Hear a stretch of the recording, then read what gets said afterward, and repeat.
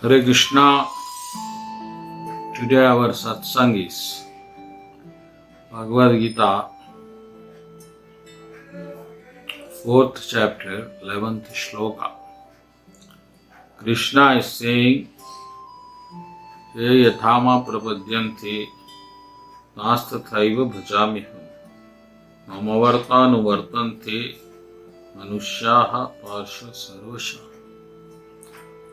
Translation for this shloka is, as all surrender unto me, I rewarded them accordingly.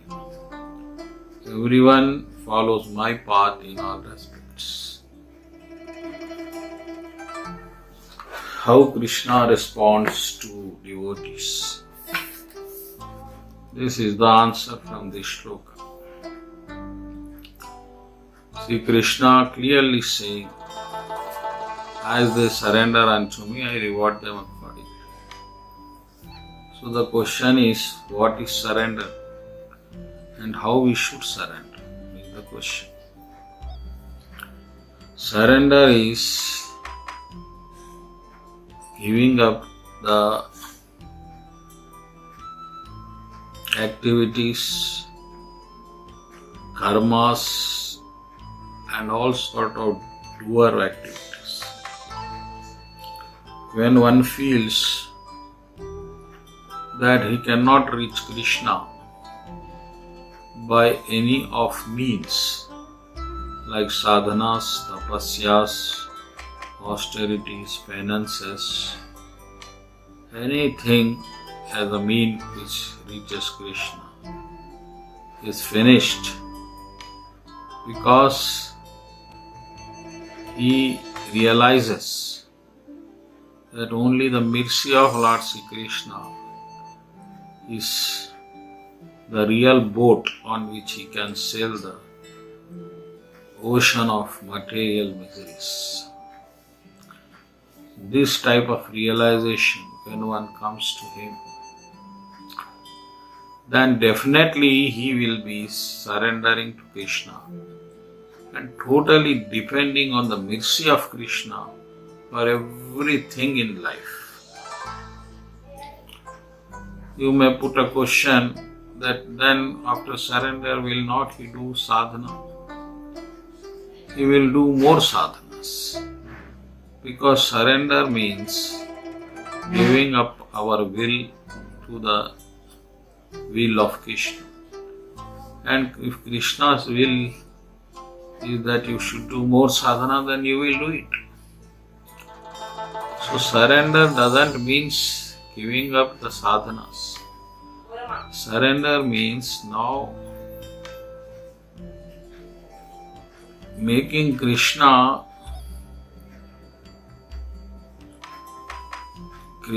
mercy as a means to do sadhana.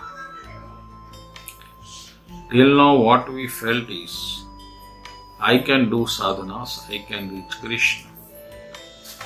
But this doing illusion, that is ahankara, is finished, because after practicing so much sadhanas, austerities, we came to know that Krishna cannot be realized by our efforts. Krishna can be realized only by His grace, and only way to reach Him is His grace, not our sadhanas.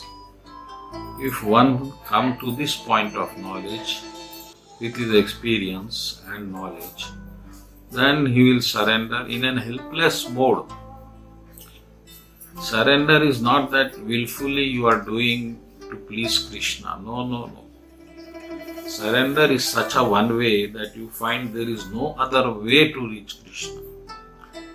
All your exercises, methods, sadhanas, when you understand that these are not enough to reach Krishna, then you can surrender to Krishna. And surrender means now Krishna's will dominate you, and he will bring most best of you for his satisfaction. So here Krishna is saying, how much one surrenders me, I reward accordingly.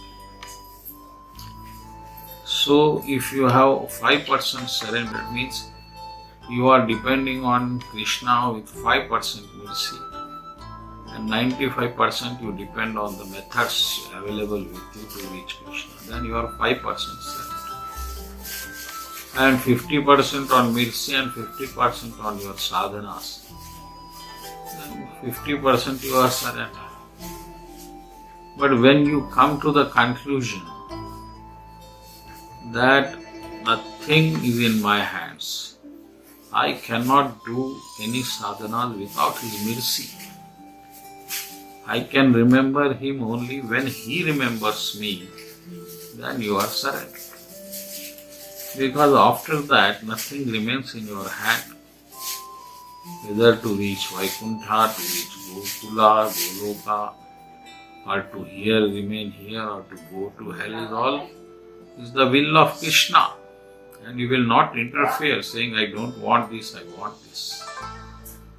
You have totally abolished your will to the will of Krishna. That is surrender.